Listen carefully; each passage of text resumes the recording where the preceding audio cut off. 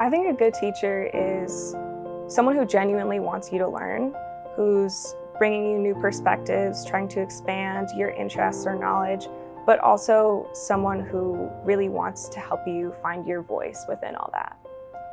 So I'm Marylou Gramm. I teach in the English department here at the University of Pittsburgh, and I have been teaching here for 22 years.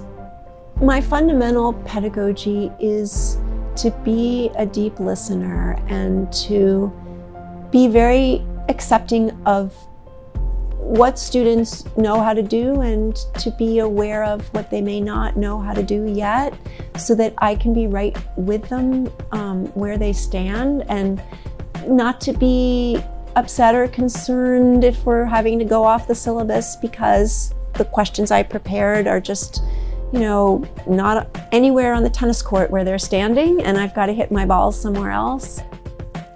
It really does feel like she cares about hearing her students' voices. She wants to hear new perspectives. She's open to feedback. Your opinion is always valuable, and also the opinion of others. Anyone coming from anywhere has something to teach you, and so it's so important to just listen to each other. And it does feel like she's listening always, and it makes me want to listen to her more, and it's just a mutual respect of opinions. So I think the biggest lesson I learned from her is to be open to everyone's opinion, everyone's idea is valuable.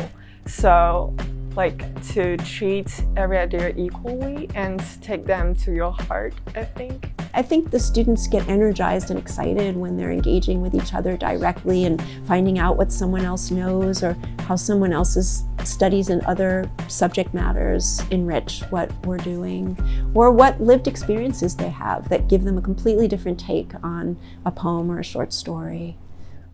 They're constantly making the literature new for me.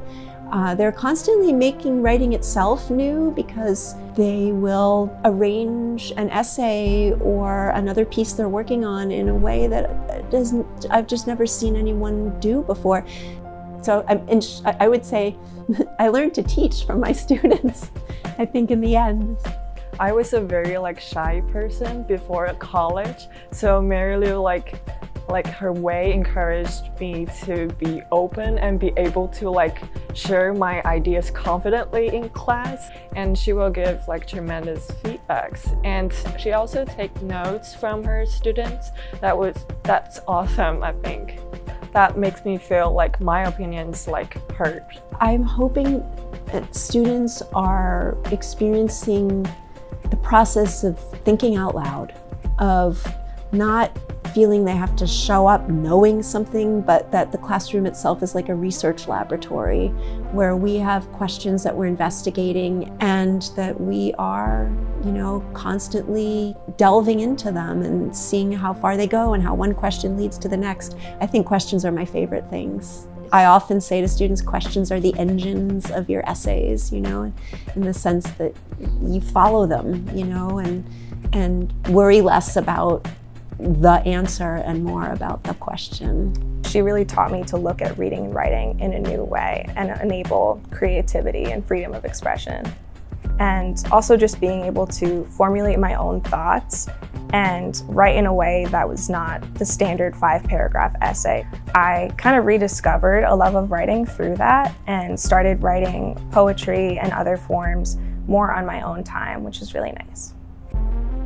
I hope that they take away memories of connecting in really intense ways with the literature we teach. And then I hope, along with that connection to the subject matter and that feeling really intimate with it, that they can take a sense of, I can tackle this problem, I can figure this out, I can marshal my resources to help me figure this out and make this project come to fruition. I hope that it's transferable, that the confidence and the sense of accomplishment they gain in the projects in our classes can transfer right over into what they do next.